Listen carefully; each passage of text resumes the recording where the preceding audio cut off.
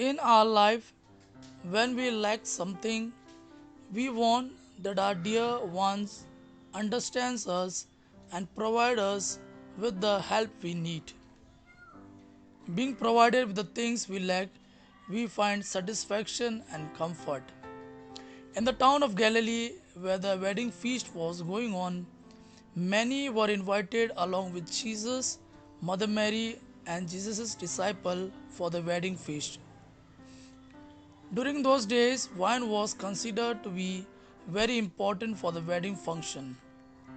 It so happened that the wine got over and there was nothing left to be served for the guest.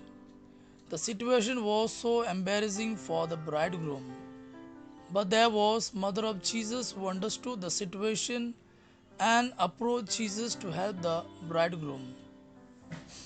Though Jesus' time of public ministry had not yet come, but he still did not reject the request of his mother. Mother Mary said to the servants who were serving the guest, "Do whatever Jesus tells you." Jesus then said to the servant, "Fill the jars with water." They filled them to the brim, and he told them, "Now draw some water out and take it to the man in charge of the feast."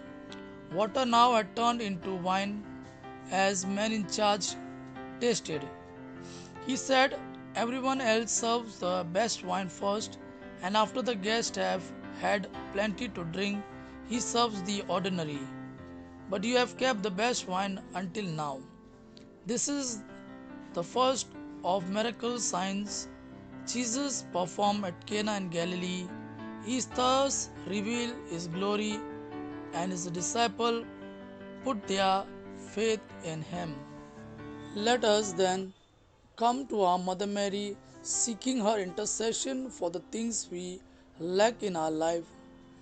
She would not ignore our prayers and would request Jesus to intervene in our life situation.